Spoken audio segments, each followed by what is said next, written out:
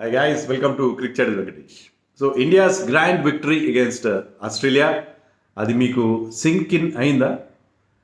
కొన్ని సంతోషకరమైన సందర్భాలు ఎలా ఉంటాయంటే అవి మీ లోపలికి ఇంకడానికి, మీరు దాన్ని లోపల ఇముడ్చుకోవడానికి కొంత టైం తీసుకుంటాయి. సో ఇది కూడా అలాంటి ఒక మెమరబుల్ విక్టరీ ఫర్ ఇండియా. దీంట్లో మోస్ట్ రిమార్కబుల్ ఫీచర్ ఏంటంటే ఈ విన్లో, our win against Australia in the semifinal of Champions Trophy, దీంట్లో ప్రతి ఒక్కరు, all the 11 players in the team have contributed. Of course not to forget the back room boys, coach and other support staff contribution కూడా ఉంది, వాళ్ళ strategy కూడా ఉంది.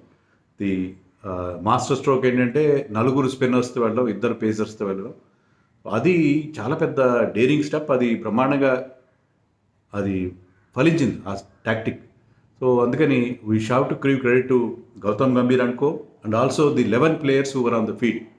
So ప్రతి ఒక్కరి కంట్రిబ్యూషన్ ఈ ఒక్క మ్యాచ్లోనే కాదు, ఈ టోర్నమెంట్లో ప్రతి మ్యాచ్లో కూడా మనం అది చూస్తున్నాం. ఎందుకంటే లాస్ట్ మ్యాచ్ న్యూజిలాండ్తో 30 for 3 దగ్గర 3 big guns gone, Rohit gone, Virat gone, Shubman Gill gone. ఇలాంటి గతంలో ఏంటంటే ఇలాంటి మెయిన్ మన టాప్ 3 ఎప్పుడు వన్డేల్లో ఎప్పుడు కూడా we use to depend on top 3.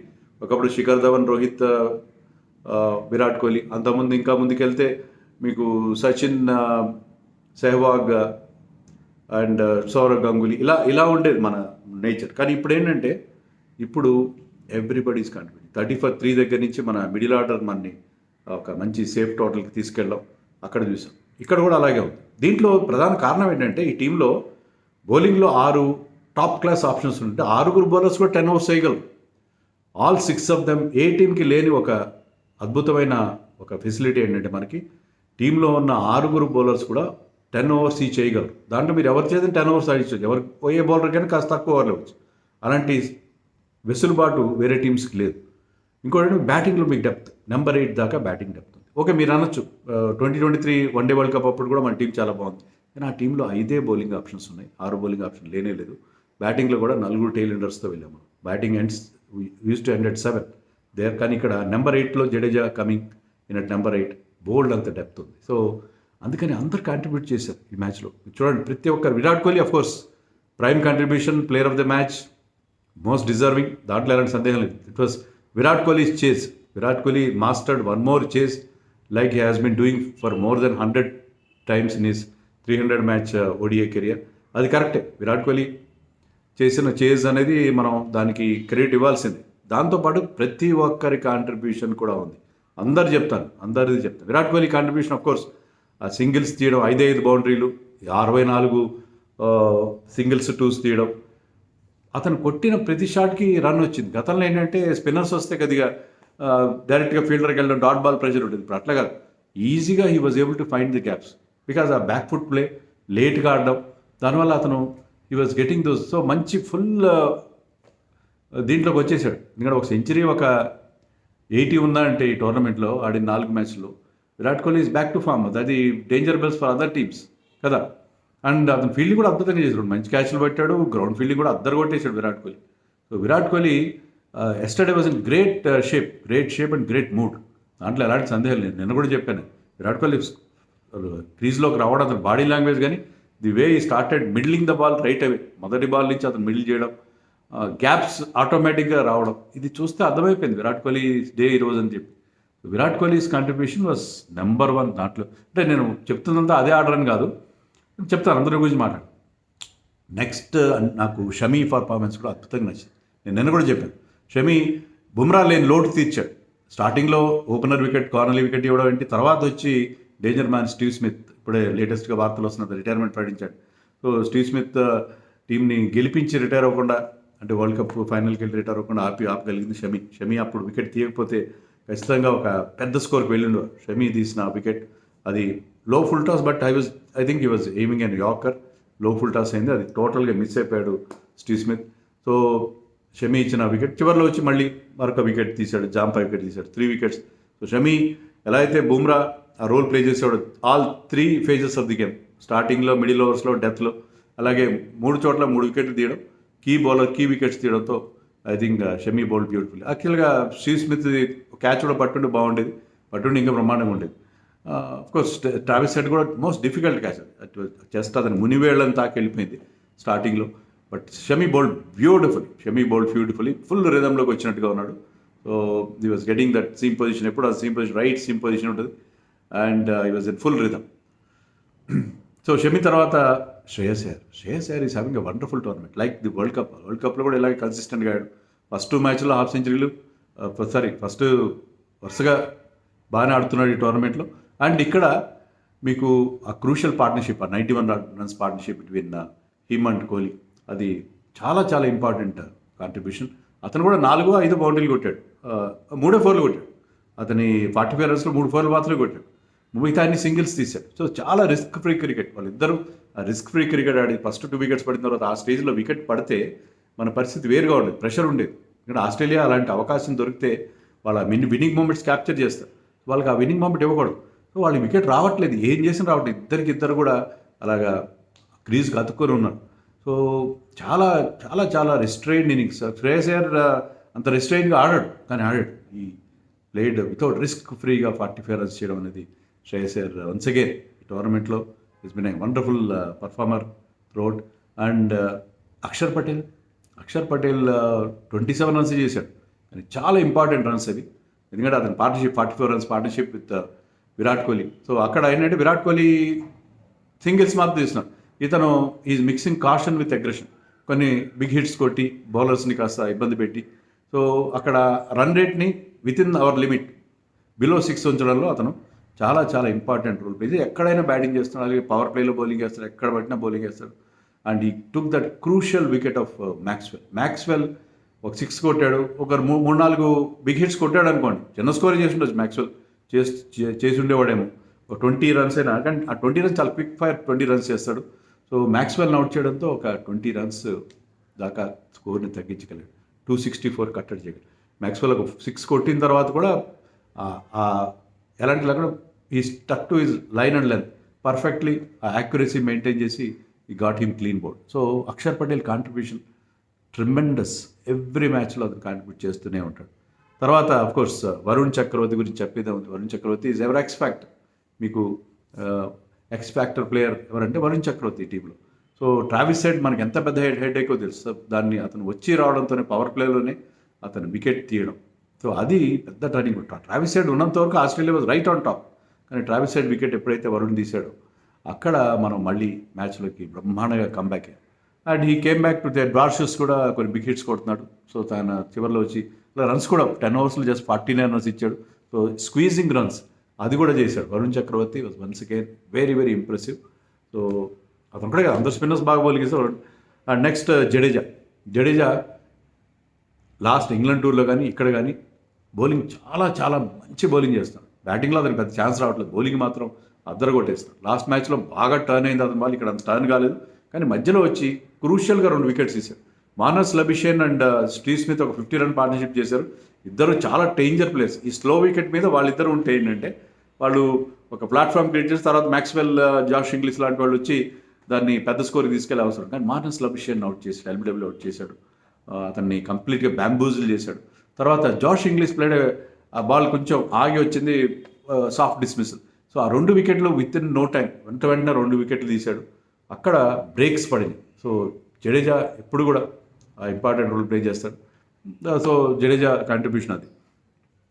తర్వాత కేఎల్ రాహుల్ గురించి ఎంత చెప్పినా తక్కువ, కీపింగ్ బ్రహ్మాండంగా చేశాడు.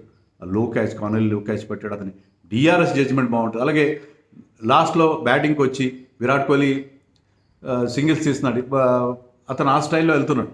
ఇతను స్టార్టింగ్లో ఆ సింగిల్స్ తీసిన ఒక్కసారి సెటిల్ అయిన తర్వాత వికెట్కి అలవాటు పడి, ఆ స్లో పేస్కి అలవాటు పడిన తర్వాత ఈ open up and played 2 4s and 2 6s, 123 strike rate, highest strike rate అతనికే ఉంది నిన్నటి మ్యాచ్లో. అండ్ ఆ బిగ్ షాట్స్ కొట్టడం కూడా చూసేవాళ్ళు. సో డిఫరెంట్ గేర్స్లో ఆడగలను, డిఫరెంట్ 6లో వచ్చినా ఎక్కడొచ్చినా ఇప్పటికీ అనిల్ కుంబ్లే లాంటి వాళ్ళు they are questioning why he's being sent low down the order number 6 అని. ఎక్కడొచ్చినా ఆడగలను, ఎక్కడైనా సరే తన పర్ఫార్మెన్స్ ఇవ్వగలను, డిఫరెంట్ గేర్స్లో ఆడగలను అని చెప్పి మరొకసారి ప్రూవ్ చేసి ఇది సాలిడిటీ. చాలామంది నాట్ హ్యాపీ. నేను లాస్ట్ ప్రతి ఒక్కరు నన్ను ఏదో రిషబ్ పంత్ గతంలో ఏమనేవారు, నువ్వు రిషబ్ పంత్కి ఫ్యాన్ అనేవారు. ఇప్పుడు రిషబ్ పంత్ నువ్వు వ్యతిరేకవి, రిషబ్ పంత్ నువ్వు అది చేస్తే రిషబ్ పంత్ కాదు. ఇక్కడ ఏంటంటే ఈ స్లో వికెట్స్ మీద Rahul is the right man on such slow wickets. So ఆ రాహుల్ సాలిడ్గా ఆడతాడు ఇలాంటి సిచ్యుయేషన్లో. ఎందుకంటే కొంచెం టెన్షన్ క్రియేట్ అవుతుంది వికెట్లు పడినప్పుడు. అలాంటప్పుడు ఆ చివరిలో వచ్చి ఆ సాలిడిటీ ఇస్తాడు ప్రతి మ్యాచ్లో. లాస్ట్ మ్యాచ్లో కూడా అతను 26 23 చేశాడు. కానీ అవి చాలా క్రూషియల్ రన్స్ అవి. పార్ట్నర్షిప్ ఆ 23తో మిగతా వాళ్ళతో కలిపి ఒక 40-50 రన్స్ పార్ట్నర్షిప్ వస్తుంది కదా, అది పార్ట్నర్షిప్స్ చాలా ఇంపార్టెంట్. ఇక్కడ చూడండి పార్ట్నర్షిప్స్, ఫస్ట్ వికెట్కి రోహిత్ గిల్ మధ్య 30 రన్స్, తర్వాత 91 runs between Akshar and Virat Kohli. Virat Kohli sorry between Shreyas Iyer and Virat Kohli 91, that is highest part. 44 with Akshar and Kohli, 47 with Rahul. తర్వాత Rahul and Hardik Pandya 34 runs. Partnerships important. ఆ పార్ట్నర్షిప్ రాహుల్ చివరిలో వచ్చి సాలిడ్గా ఆడతాడు. రిషబ్ పంత్ ఒక్క మ్యాచ్ ఇన్నింగ్స్ ఆడతాడు, కొన్నిసార్లు అతను ఇన్కన్సిస్టెంట్గా ఉంటాడు, కానీ రాహుల్ ప్రతిసారి సాలిడ్గా ఆడతాడు. చెప్పినట్టే కీపింగ్ బాగుంది, డిఆర్ఎస్ జడ్జ్మెంట్ అద్భుతంగా ఉంది, ఎలాంటి కూల్గా ఉంటాడు. చూడండి అక్కడ శ్రేయస్ అయ్యర్ గురించి మనం చెప్పినప్పుడు నేను మర్చిపోయాను, రన్అట్ కూడా బ్రహ్మాండ రన్అట్. అలెక్స్ క్యారీ రన్అట్ చాలా ఇంపార్టెంట్ అది. Alex Carey was playing beautiful. Shreyas Iyer డైరెక్ట్గా కొట్టాడు. ఆ డైరెక్ట్ కొట్టినప్పుడు రాహుల్ కొంతమంది కీపర్స్ ఏంటంటే దాన్ని పట్టుకొని స్టంప్స్కి వేసుకుంటే, కానీ he knew that ball was going and stumps, తప్పుకున్నాడు, డైరెక్ట్ హిట్ చేయించాడు. ఆ క్రూషియల్ సెకండ్స్ కలిసి వచ్చాయి మనకి. So Rahul was very good, very cool character. So Rahul contribution చాలా తక్కువగా అనిపిస్తుంది, కానీ చాలా ఇంపార్టెంట్ కాంట్రిబ్యూషన్స్ రాహుల్ ఇస్తూనే ఉంటాడు. తర్వాత రోహిత్ 28 రన్స్ చేశాడు, 2 లైవ్స్ వచ్చినాయి, కానీ ఆ అగ్రెసివ్ ఇంటెంట్ స్టార్టింగ్ నుంచి ఆ మొమెంటం అందించాడు Rohit. And his captaincy was top class. So అతనికి 6 బౌలింగ్ ఆప్షన్స్ ఉన్నాయి, వాటిని పర్ఫెక్ట్గా యూజ్ చేశాడు. మీరు లెఫ్ట్ హ్యాండ్ ఉన్నప్పుడు లెఫ్ట్ ఆర్మ్ స్పిన్నర్స్ని తీసుకురాలి. అందుకని కుల్దీప్ ఎక్కువగా పవర్ ప్లే వెళ్ళాడు, కానీ కుల్దీప్ చేత వేయించాడు బౌలింగ్ పవర్ ప్లేలో. తర్వాత వరుణ్ చక్రవర్తిని రైట్ టైం తీసుకొచ్చి వికెట్ ఇచ్చాడు. వరుణ్ చక్రవర్తిని ఎప్పుడు వాడాలో అప్పుడు వాడు. స్టీవ్ స్మిత్, మార్నస్, లబ్స్టైన్ ఆడుతున్నప్పుడు వరుణ్ చక్రవర్తి ఇంపార్టెంట్ కాదు, ఎందుకంటే they will play him for singles. అలా కాకుండా ఎప్పుడైతే జాష్ ఇంగ్లీష్ వచ్చాడో, నేను ట్వీట్ కూడా చేశాను, ఇమ్మీడియట్గా అతను తీసుకొచ్చాడు. తర్వాత మళ్ళీ ఎవరైతే మ్యాక్స్వెల్ లాంటి బౌలర్ బిగ్ హిట్టర్స్ వస్తారో అప్పుడు వాళ్ళని తీసుకొచ్చాడు. సో వరుణ్ చక్రవర్తి మీద ఛాన్స్ తీసుకున్న వాళ్ళ మీద తీసుకురావాలి. So T20 type of situation వచ్చినప్పుడు తీసుకురావాలి. అంతే స్టీవ్ స్మిత్, లబ్షేన్ ఆడుతున్నప్పుడు వాళ్ళు సింగిల్స్ ఇస్తారు, సో అతని ఓవర్స్ వేస్ట్ అవుతాయి. సో అతన్ని పర్ఫెక్ట్గా యూజ్ చేసుకున్నాడు. కుల్దీప్ని కరెక్ట్గా యూజ్ చేశాడు. అలాగే ఇద్దరు రైట్ హ్యాండర్స్ ఉన్నప్పుడు ఇమీడియట్గా తన లెఫ్ట్ ఆర్మ్ స్పిన్నర్స్ తీసుకొచ్చాడు. షమీని, హార్దిక్ పాండ్యాని మధ్యలో అందరూ స్పిన్ వేస్తున్నారు, మధ్యలో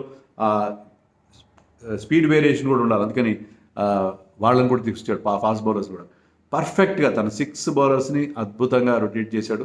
ఫీల్డ్ ప్లేస్మెంట్స్ సూపర్గా ఉన్నాయి. So Rohit the captain batting కూడా చేశాడు. 28 runs are very crucial runs అవి చేశాడు. 30 రన్స్ పార్ట్నర్షిప్ కూడా చాలా important when you're playing, and అది రోహిత్ కాంట్రిబ్యూషన్.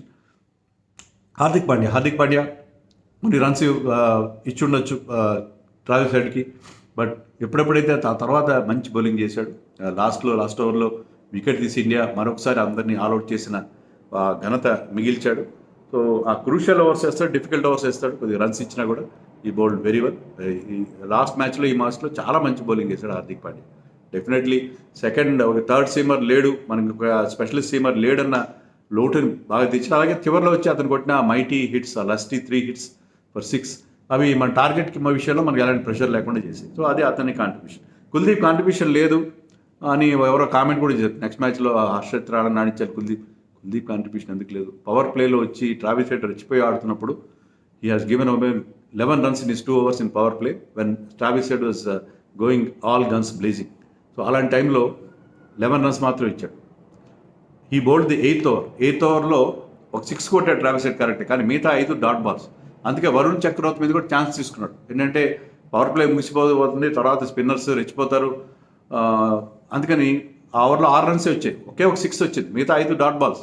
సో ఎంత టైట్గా బౌలింగ్ వేసాడు, 5 డాట్ బాల్స్ వేసాడు ట్రావిస్ హెడ్కి when he was going great guns. అది చాలా ఇంపార్టెంట్. సో పవర్ ప్లేలో మంచి బౌలింగ్ వేసి ఓవరాల్గా కూడా అతను వేసిన 8 ఓవర్స్లో 5.5 runs మాత్రం ఇచ్చాడు. చాలా ఎకనామికల్ బౌలింగ్ వేసాడు. వికెట్లో రాకపోయిండు, ఎందుకంటే అతన్ని కూడా జాగ్రత్తగా ఆడుకున్నారు వాళ్ళు, అతని మీద ఎక్కువ రిస్క్ తీసుకోలేదు. సో కుల్దీప్ కాంట్రిబ్యూషన్ ఖచ్చితంగా ఉంటుంది, ఎప్పుడూ ఉంటుంది కూడా. తర్వాత last but not the least Shubman Gill పెద్దగా రన్స్ చేయలేదు, ఓకే ఒప్పుకుంటా, కానీ ఆ ట్రావిస్ హెడ్ క్యాచ్ అద్భుతంగా పెట్టాడు. అతను రన్నింగ్ క్యాచ్, అది చాలా ఫాస్ట్గా రన్ చేసుకోడు. Is fit cricketer, extremely fit, ఫాస్ట్గా రన్ చేసుకోడు, పర్ఫెక్ట్గా డెడ్ చేసి తీసుకున్నాడు. క్యాచ్ వదిలేస్తుంటే పరిస్థితి ఏంటి?